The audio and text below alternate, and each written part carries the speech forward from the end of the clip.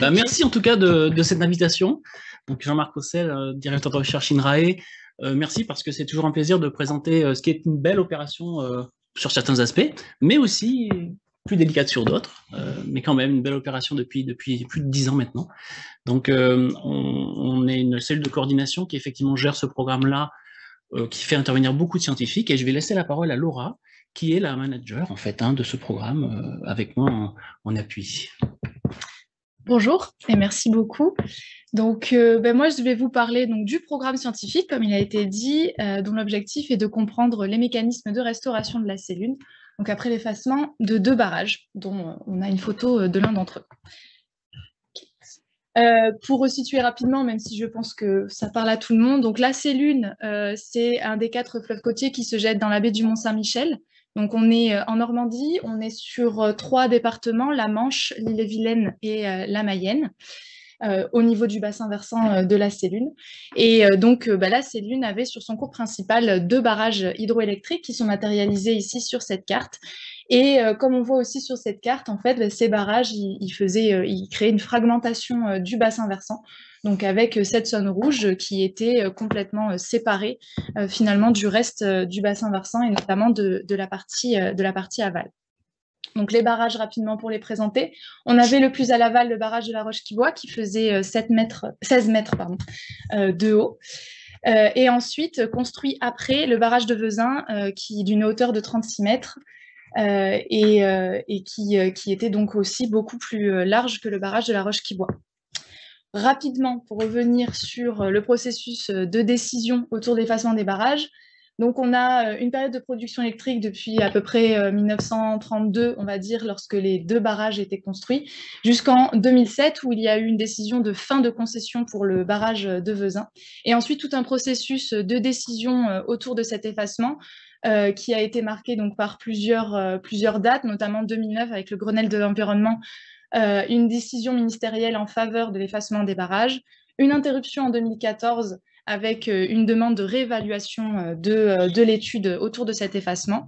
Et en 2017, enfin, une décision ministérielle avec un arrêté qui a été mis en place pour l'effacement des barrages. Donc à partir de cette date-là, on est rentré dans cette période d'opération d'effacement. Donc d'abord avec un travail assez important de gestion sédimentaire pour éliminer, on va dire, un maximum le stock de sédiments. L'effacement du barrage de Vezin, donc le plus gros des 2 barrages en 2020, et l'effacement du barrage de la Roche-qui-Boit, qui est très récent, donc qui s'est fait en 2022 et s'est complètement achevé en début d'année 2023. Et donc on peut dire maintenant qu'en fin 2022, la Sélune coulait librement, après plus d'1 siècle de cloisonnement par les barrages. Donc ça, c'est pour la partie, on va dire, opérationnelle. Et ensuite, se poser la question de est-ce que vraiment cet effacement est un succès et qu'est-ce qui va se passer, passer sur la cellule. Et donc c'est là où nous, scientifiques, on rentre en jeu avec donc la mise en place de ce programme scientifique sur la cellule qui a débuté en 2012 et qui se poursuivra jusqu'en 2027. Dont l'objectif principal, c'est de comprendre les mécanismes de restauration de la vallée de la Sélune et aussi donc dégager les coûts et les bénéfices, qu'ils soient écologiques mais aussi sociétaux, liés à cette restauration et au retour d'un écosystème fluvial. Donc le programme scientifique il s'est développé en parallèle des opérations d'effacement. Et ce qui est intéressant, c'est que ayant débuté en 2012, on a une phase en fait d'évaluation où déjà les scientifiques travaillaient sur comment la cellule fonctionnait avec les barrages. Actuellement, on sort de cette phase de travaux, mais qui nous a permis un petit peu d'anticiper ce qui allait se passer. Et là, la phase de restauration vient tout juste d'être entamée. Et on commence déjà à avoir des choses intéressantes qui se mettent en place. Donc, l'idée aussi derrière ce programme, c'est de fournir donc un retour d'expérience. La Sélune, c'est un site pilote au niveau effacement de grands barrages en France et même en Europe. Et c'est aussi, nous, pour la communauté scientifique, d'en faire une référence scientifique au niveau des travaux de recherche. Donc, le programme scientifique, on l'a organisé en 3 thématiques de recherche parce que l'idée, c'était d'avoir une approche multidisciplinaire. Donc 3 thématiques dans les grandes lignes, la dynamique du territoire. Marianne, plus tard, pourra un petit peu plus développer cet aspect parce que c'est dans cette thématique que s'inscrivent leurs travaux. Mais l'idée, c'est de vraiment comprendre d'un point de vue social ce qui se passe et puis aussi de voir comment l'évolution du paysage peut modifier les usages autour de la cellule. Une thématique sur la dynamique fluviale et la qualité de l'eau. Donc là, on va s'intéresser au flux chimique, au débit de la cellule. On va s'intéresser aussi à la morphologie du cours d'eau et aux échanges aussi entre le fleuve et la nappe. Et enfin, une thématique assez large de biodiversité, donc sur la biodiversité aquatique et terrestre, où là, on va s'intéresser à différentes espèces, notamment les espèces migratrices, mais pas seulement, la végétation, d'autres espèces bioindicatrices de qualité du milieu. Notre programme, en fait, il s'articule autour de deux grandes entités. On a l'Observatoire Cellune qui a été mis en place en 2018 et donc qui opère un suivi environnemental sur le long terme. Donc là, on va avoir différents paramètres qui sont rassemblés un petit peu ici, que l'on va suivre, certains de manière continue, comme les flux sédimentaires ou chimiques ou hydriques, et d'autres plus ponctuellement avec des relevés donc, qui soient annuels ou bisannuels pour certains. Donc pour suivre vraiment ces différents paramètres et pouvoir être plus tard capable de déterminer l'avant et l'après barrage sur ces différents paramètres. En plus de ça, on a différents projets de recherche qui ont été mis en place dans le cadre du programme scientifique. Donc ces projets sont des études un petit peu plus ponctuelles, on va dire en moyenne autour de 3 ans, et qui vont être vraiment centrées sur une question très précise. Donc depuis le début du programme, on a eu 16 projets qui ont été initiés, 8 qui se sont déroulés pendant la phase avant l'effacement, donc la phase d'évaluation, lorsque les barrages étaient toujours en place. On en a 8 qui ont actuellement travaillé pendant cette phase d'effacement et qui s'achèvent pour la plupart cette année. Et donc, la question se pose sur l'après, cette phase de restauration pour plus de projets de recherche. Puisque c'est un projet multidisciplinaire, c'est aussi un projet multi-acteurs. Donc, on a bien sûr différents partenaires et aussi voilà une liste presque peut-être même pas exhaustive des différentes unités de recherche et instituts qui participent à ce projet de recherche et qui viennent à ce programme scientifique et qui viennent de différentes universités ou différents instituts en France. Là, se représenter les différentes unités depuis le début du programme scientifique. Et donc, comme il a été dit, ce programme scientifique, il y a une cellule de coordination pour animer et coordonner tous les suivis. Donc, je suis la coordinatrice scientifique, Jean-Marc ici est donc le chef de projet. Et on a mis en place un système d'information qui est encore en cours de développement. Et donc, on a un administrateur de système d'information. Il nous a rejoint en janvier, donc c'est encore très récent, qui travaille donc sur la mise en place. Il avait un prédécesseur qui avait créer vraiment le système d'information. Et là, maintenant, il s'agit d'intégrer les données issues du programme. Donc, je vais vous présenter un petit peu des premiers résultats. Donc, il faut savoir que la phase de restauration ne faisant que débuter, ce sont pour certains des résultats assez préliminaires et vraiment des premiers mouvements qu'on va voir au niveau de certains compartiments. Donc, je vais vous les présenter. Donc, bien sûr, je ne vais pas pouvoir tout vous présenter aujourd'hui. On va passer rapidement sur certains résultats. Donc, au niveau du nouveau territoire que l'on retrouve maintenant sur la cellule, on va parler de qualité de l'eau, de continuité sédimentaire, un petit peu aussi du risque invasif, qui est quand même assez important sur la cellule au niveau animal. Et bien sûr, je vais vous parler aussi du retour des grands migrateurs. Donc, ce nouveau territoire, on le voit ici sur cette photo qui a été prise peu de temps après la fin des travaux. Donc là, c'est dans l'ancienne retenue du barrage de Vezin. Et donc, on retrouve les traces en fait de l'ancien lac. On le voit au niveau de la végétation et du liseré forestier. Le lac se retrouvait là. Et ce que l'on voit, c'est la cellule qui a retrouvé donc, son cours méandré ici. Ce que l'on voit au milieu de la photo aussi, alors je ne sais pas si ça va marcher avec ma souris, en fait, c'est qu'il y a aussi des choses qui ont émergé, qui s'étaient retrouvées ennoyées sous la cellule. Donc, c'est pour ça que c'est un nouveau territoire, en fait, entre guillemets, puisque, en fait, on retrouve une vallée qui avait été ennoyée depuis plus d'un siècle et sur lesquelles de nombreux vestiges apparaissent. Donc là, c'est juste une carte rapidement sur des travaux effectués par l'INRAP, qui a fait donc une prospection des vestiges archéologiques dans l'ancienne retenue de Vezin et qui maintenant ils vont travailler avec nous pour en savoir un petit peu plus sur l'histoire de la vallée avant les barrages. Et ce qui est assez intéressant, c'est que parmi les nombreux vestiges qu'ils ont pu retrouver, qui étaient pour certains conservés donc pendant plus d'un siècle sous l'eau, il y avait de nombreuses pêcheries. Donc on retrouve et des pêcheries notamment à saumon. Et donc on retrouve cette nouvelle vallée à saumon qui a été ennoyée donc depuis plus d'un siècle. Et maintenant qui ressort avec ces vestiges, donc qui maintenant se retrouvent exposés à l'air libre, à la végétation, et donc sur lesquels il y a un besoin de préservation assez important, parce que ça me fait la transition sur la végétation. Donc, on a des nouvelles berges qui ont été, pour certaines, façonnées au cours du chantier et sur lesquelles on observe une colonisation très rapide de la végétation. Donc ici, ce sont des photos pour illustrer qui sont issues d'un observatoire photographique du paysage qui avait été mis en place entre l'université donc Paris-Nanterre et le syndicat mixte du bassin de la Sélune et qui est toujours d'ailleurs en cours. Il y a des photos prises encore tous les ans. Et donc, on voit ici, on était en queue de retenue de l'ancien barrage de Vezin.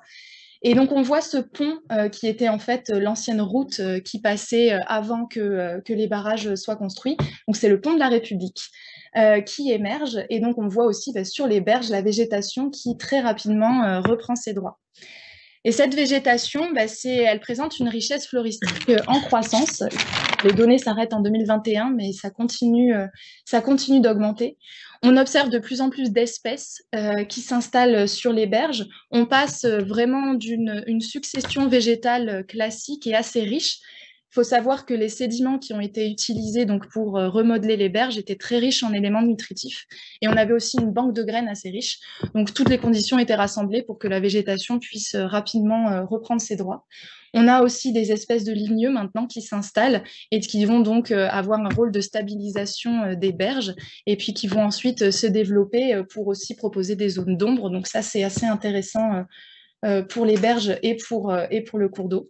Et on remarque aussi la présence de certaines espèces rares qui du coup sont en expansion dans les anciennes retenues, puisque bon, avant les berges n'étaient pas existantes, elles étaient sous l'eau, et donc certaines espèces rares qui reviennent autour de la Sélune.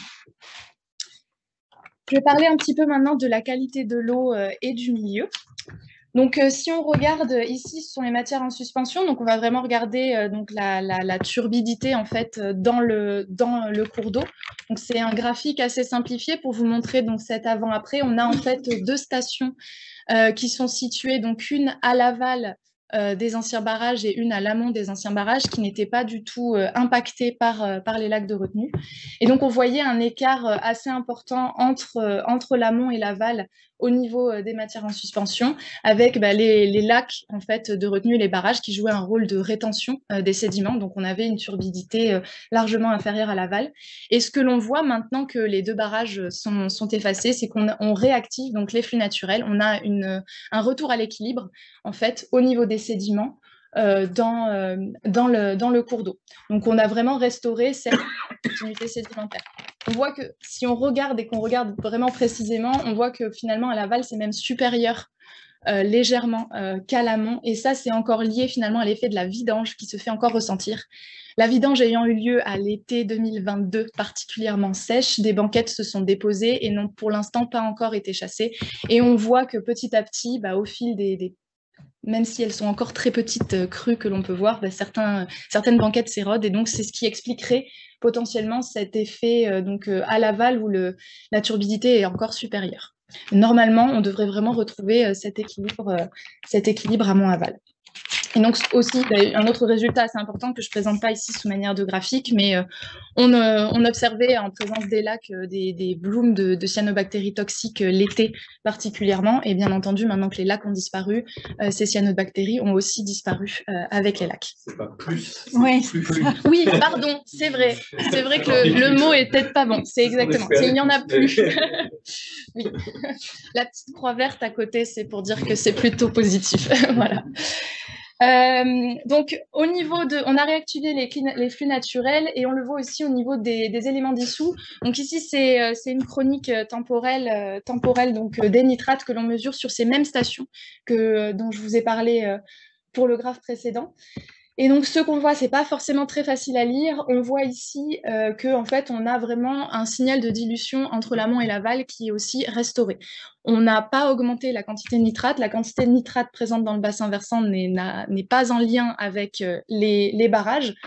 Mais par contre, on avait un effet, si on regarde avant, donc la partie entre 2015 et 2019 principalement, on avait vraiment un signal de dilution qui était très différent entre l'amont et l'aval. Et là, maintenant, on retrouve un signal qui est similaire en crue.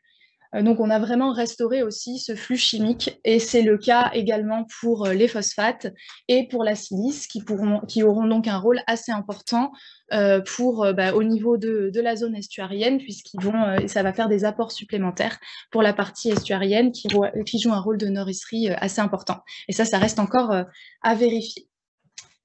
Un autre paramètre qui est assez intéressant, c'est si on regarde la température de l'eau en été. Donc ici, c'est vraiment zoomé sur un été. Et donc, on voyait avant l'effacement qu'il y avait en fait une anomalie de température entre l'amont et l'aval d'à peu près 2 degrés en été. Et donc, on voit après l'effacement que cette anomalie de température, elle n'existe plus. Donc, on a en fait réduit la température à l'aval de 2 degrés. C'était potentiellement lié, c'était lié au lac en fait, l'eau se réchauffait l'été dans les lacs et donc se retrouvait un petit peu plus chaude à l'aval. Et maintenant qu'on n'a plus cet effet des lacs, on a une diminution de 2 degrés. On mesure aussi qu'il y a plus aussi également, enfin, ça sera à corriger, plus d'oxygène dissous dans l'eau, voilà, disponible donc pour la faune qui va pouvoir s'établir donc à l'aval. Au niveau de la qualité du milieu, on va suivre différentes espèces bioindicatrices de qualité du milieu. Donc ici, ce sont les invertébrés benthiques, donc avec le calcul de l'I2M2 ici que je vous présente. On suit aussi les biofilms photosynthétiques et les macrophytes. Mais pour l'instant, la réponse la plus probante et la plus rapide, c'est au niveau des invertébrés benthiques. Donc ici, en bleu, vous avez une station qui était située à l'amont, hors effet des lacs, et donc en gris foncé, une station qui était située dans les lacs de retenue. Et donc on voit que l'état écologique de cette station était plutôt mauvais avant l'effacement, et on voit un retour rapide par une recolonisation rapide de certaines espèces de macro-invertébrés benthiques qui fait que cette station se retrouve maintenant plutôt en bon état écologique. On retrouve à nouveau un équilibre finalement entre les stations qui étaient affectées par les barrages et celles qui ne l'étaient pas. Donc, en seulement quelques années, on atteint un bon état écologique, et cela donc est lié au retour rapide d'espèces d'invertébrés qui sont sensibles notamment aux polluants et à la disponibilité en oxygène dans l'eau. Voilà pour la qualité du milieu. Maintenant, on va parler de quelque chose d'un petit peu moins positif. C'est le risque invasif sur la Sélune, parce qu'il est présent, notamment au travers de l'écrevisse Signal, donc qui est présente sur le bassin de la Sélune. Et pour laquelle on suit son front de colonisation. En espérant que ça marche avec la souris à distance, on peut voir ici, on était en 2015, la Sélune, donc l'écrevisse se retrouvait plutôt haut dans le bassin versant. Et donc, plus on progresse, et au fil des années, là ici on est en 2019, 2020, 2022, et donc, en octobre 2022, on retrouvait l'écrevisse Signal dans l'ancienne retenue du barrage de Vezin. Et également, si on regarde les affluents, elle remonte sur les affluents. Donc, forcément, c'est pas un point très positif. C'est un petit peu le côté controversé par rapport à l'effacement des barrages, puisque on augmente la dynamique de dispersion de l'écrevisse Signal. Et donc, il est fort probable maintenant que le deuxième verrou, le deuxième barrage est tombé, que l'écrevisse puisse se propager jusqu'à la zone estuarienne. Mais peut-être qu'il y aura quelque chose de positif derrière tout ça, c'est que avec l'effacement des barrages, on attend l'anguille européenne, qui est un prédateur naturel de l'écrevisse, et qui du coup pourrait opérer un rôle de régulation au niveau de cette population. Donc ça, bien sûr, c'est quelque chose que l'on va suivre, puisque l'on suit à la fois les écrevisses et les anguilles. Donc c'est une question à laquelle on espère pouvoir répondre dans les années qui arrivent. Un autre risque invasif, donc là je vais parler du silure, c'est une espèce qui pour l'instant n'est pas complètement suivie dans le cadre de notre programme scientifique. Les données qui sont ici, ce sont les données issues de la pêcherie qui a été opérée lors de la vidange du barrage de la Roche-qui-Boit. Donc ils nous ont communiqué leurs données et la photo également, elle a été le jour de la mise en place de cette grille, en fait, qui servait à récupérer les poissons. Et donc, on voit plusieurs spécimens de silure sur cette grille. Donc là, il faut savoir que ces poissons étaient entre le barrage et la grille. Ils se sont échoués très rapidement sur la grille. On voit qu'il y a des lamproies devant aussi. En fait, ils étaient en train de chasser des lamproies et ils se sont échoués sur la grille. Donc les lamproies ont été récupérées, relâchées et les silures ont été envoyées à l'équarrissage. Mais il y a eu quasiment la moitié des espèces récupérées au cours de la pêcherie qui étaient donc des silures. Donc il y a un stock très important et qui opère donc une pression de prédation très importante sur les espèces, qu'elles soient natives et également les espèces migratrices. Donc, qui vont pouvoir potentiellement maintenant remonter la cellule. Donc voilà, c'est un sujet qui est assez important et dont on entend régulièrement parler avec nos échanges avec les fédérations de pêche également de plus en plus de pêcheurs reportent la présence du silure et nous aussi, on les attrape au cours de nos pêches scientifiques. Voilà, donc cette pression assez importante. Au niveau végétal, pour l'instant, on peut dire qu'il y a un faible risque lié aux espèces exotiques envahissantes. On suit aussi, donc on suit cette végétation et ce que l'on voit, c'est que il y a quelques espèces présentes, mais qui sont largement contrôlées par les espèces natives qui prennent le dessus. Donc pour l'instant, le risque lié aux espèces végétales envahissantes est relativement faible. Là où on émet juste un petit bémol, c'est que ce qu'on a vu au niveau de la végétation, c'est que plus il y avait d'interventions sur les berges, plus on relançait à chaque fois le processus de succession, en fait, de recolonisation de la végétation. Et donc, c'est ces moments-là où le risque invasif peut se présenter. Donc voilà, c'est juste la petite note. Pour l'instant, ça ne s'est pas vu. Pour l'instant, c'est quelque chose que l'on n'a pas vu, mais c'est quelque chose à garder en tête. Et maintenant, je vais vous parler aussi donc des grands migrateurs, dont le retour est grandement attendu. Donc sur la cellule, on a plusieurs espèces de migrateurs, dont certaines très emblématiques comme le saumon ou l'anguille, mais on a également aussi d'autres espèces qui sont beaucoup plus locales pour certaines, que l'on va pouvoir retrouver. Et donc, on a mis en place différents outils de suivi qui sont complémentaires pour essayer de suivre au mieux donc leur retour sur la cellule. Donc, ces suivis, je vais en détailler que certains aujourd'hui, mais parce que pour d'autres, les résultats ne sont pas encore complètement aboutis. Mais on utilise donc des pêches électriques, on va également faire des prélèvements notamment d'écailles et de nageoires. On va faire des suivis de frayères donc, sur le saumon et la lamproie pour voir où ils vont aller se reproduire et aussi avoir une idée à peu près de où on pourra retrouver des adultes. On a également un suivi en période de dévalaison des anguilles, je vais vous en parler, un suivi par ADN environnemental qui a été mis en place donc, dans le cadre de l'observatoire, donc je vais vous parler aussi. Une caméra hydroacoustique qui est en place depuis quelques années dont je vais parler. On a eu un projet de recherche qui regardait donc les traits d'histoire de vie de l'anguille et du flait sur la cellule. Et on a également un projet qui utilise la télémétrie donc, sur les saumons atlantiques dont je vais vous parler aussi ce matin. Donc d'abord, on va commencer par la caméra hydroacoustique. Donc cette caméra, elle a été installée en 2013 sur la cellule, donc à l'aval des deux barrages, dans la commune de Ducé. Et l'intérêt de cette caméra, c'est que c'est non invasif et ça enregistre en continu le passage de la faune qui va donc traverser son faisceau. Ça fonctionne à l'image d'un sonar ou d'une échographie. Donc voilà, c'est donc des ondes acoustiques. Donc ça nous donne une image assez particulière. Ça fonctionne. Ici, on voit donc en bas de l'image, c'est là où se trouve la caméra et donc son faisceau sur le long avec l'autre berge. Et donc là, on voit, c'est un saumon qui remonte, qui a été enregistré sur la caméra. Voilà, vous le voyez apparaître ici. Et donc l'idée derrière cette caméra, en fait, c'est de pouvoir compter finalement les espèces qui vont passer. Donc c'est un travail assez fastidieux de comptage. Donc là, on a des équipes qui travaillent pour mettre en place un système d'automatisation, donc utiliser le machine learning pour identifier les espèces. Ici, sur le graphe, donc là, la caméra enregistre en continu. Sur le graphe, vous avez des données jusqu'en 2017 pour vous montrer en fait avant les opérations d'effacement.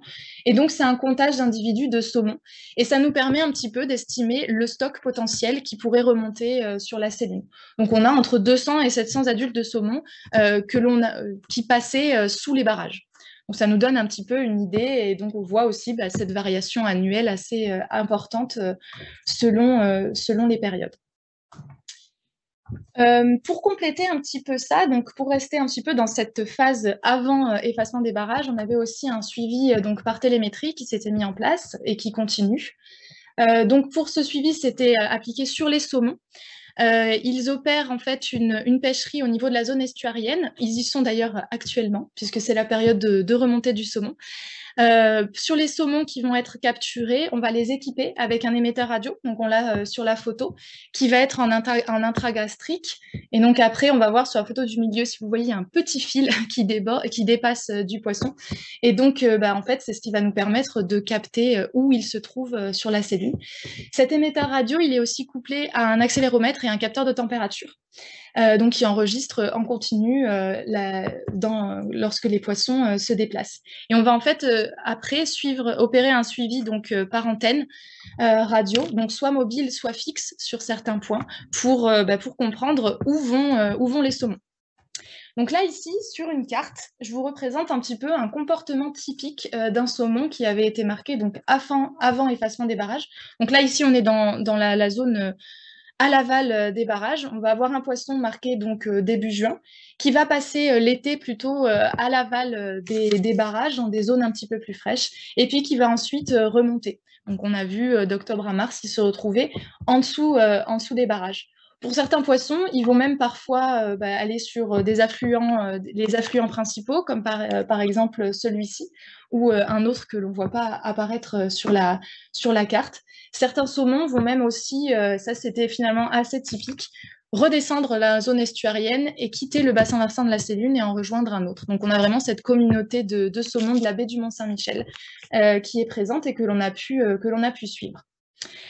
Et donc ici, sur ce graphique, donc on a au fil des mois, et ensuite donc vous pouvez suivre les kilomètres depuis l'estuaire, on a certaines zones donc assez importantes, et chaque trait représente un individu de saumon.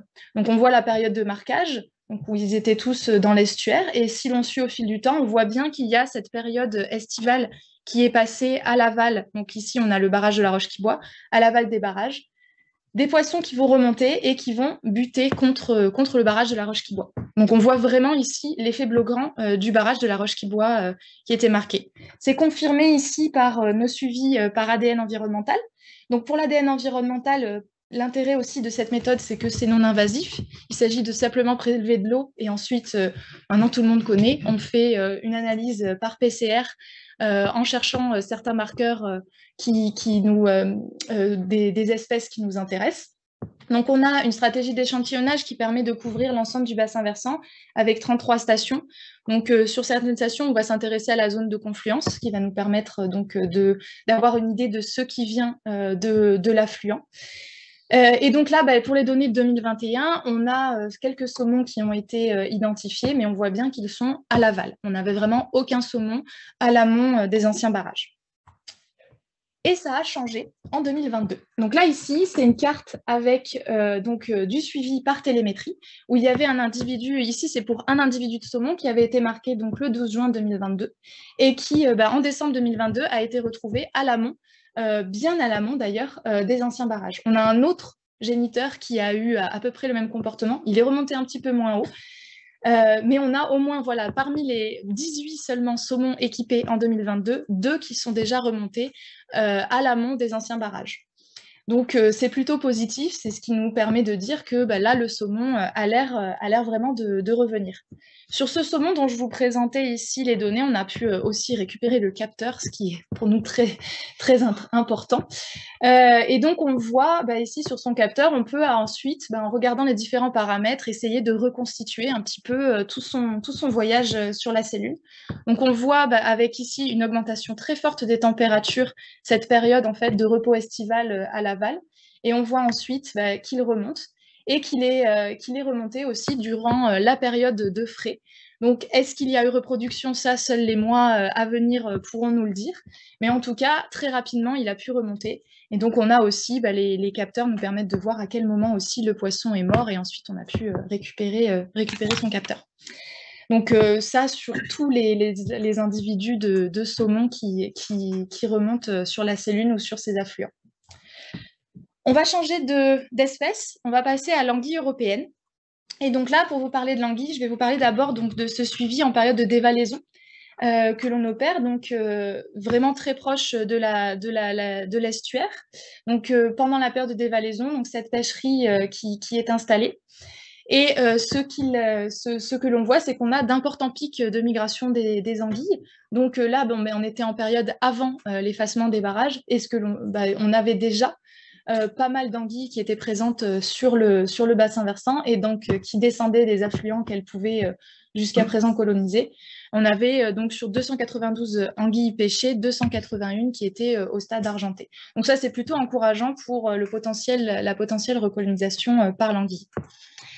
Sur l'anguille européenne, on fait aussi des suivis donc, par pêche électrique avec des indices d'abondance. Et ici, on voit qu'on a une biomasse en 2022, donc avant l'effacement des barrages, on avait aussi une biomasse assez élevée à l'aval des barrages, donc jusqu'à 1,3 kg pour 100 mètres carrés à peu près d'anguilles qui étaient présentes dans les zones qu'elles pouvaient coloniser. Avec l'ADN environnemental, c'était confirmé. Donc pour nous, c'est l'intérêt d'avoir ces outils complémentaires, c'est que un outil va nous donner une réponse et on peut la confirmer ou non avec les autres. Et là, ici, c'était le cas pour l'anguille. On voyait bien qu'elle était présente. Donc on ne va pas aussi loin sur l'affluent parce qu'on se concentre sur la zone de confluence, mais ça veut dire que cet affluent ici, le Beuvron, avait bien des anguilles présentes. Et là, ce qu'on a pu voir avec l'ADN environnemental en automne 2022, c'est qu'a priori, l'anguille est remontée déjà sur la cellule. Donc, c'est un résultat pour l'instant à prendre avec des pincettes, puisque c'est seulement les résultats issus de l'ADN environnemental. Et donc, on va faire nos pêches et nos suivis d'abondance à l'automne qui nous permettront de confirmer ou non ce résultat. Donc voilà, mais en tout cas, visiblement, une recolonisation assez rapide du bassin versant par l'anguille. Pour changer encore d'espèce, on a la lamproie marine aussi que l'on va suivre. Donc là, ce sont les données de 2022 sur la lamproie. On a à la fois en vert les données, les indices d'abondance et ensuite les suivis de frayère. Donc pareil que les autres espèces, on voit bien qu'elle est présente à l'aval. Et pour l'instant, les suivis pour la lamproie, le cycle biologique faisant, n'ont pas encore eu lieu. Et donc, on espère pouvoir la retrouver à l'amont en 2023. C'est actuellement que ça se joue pour la lamproie. Exactement. Voilà, donc je vais finir rapidement sur ces premiers résultats. Donc, ce qu'on a pu voir, c'est qu'on a ce nouveau patrimoine, entre guillemets, qui ressort, qui est à préserver. Une vallée assez appropriée, mais Marianne pourra en parler. On observe une amélioration de la qualité de l'eau et du milieu, avec ces différents résultats. Une restauration de l'équilibre amont-aval et donc de la continuité sédimentaire qui demande encore à se parfaire avec ces effets de la vidange qui se font encore un petit peu ressentir. Un faible risque invasif végétal dans l'eau et sur les berges, mais par contre un risque invasif animal qui est assez important et donc qui reste à suivre maintenant que les deux barrages ont disparu. Et donc, visiblement, un retour des grands migrateurs, mais qui reste encore à confirmer, et ce sera le cas dans les mois et les années qui arrivent. Voilà, on pourra en dire un petit peu plus. Et je vous remercie de votre attention.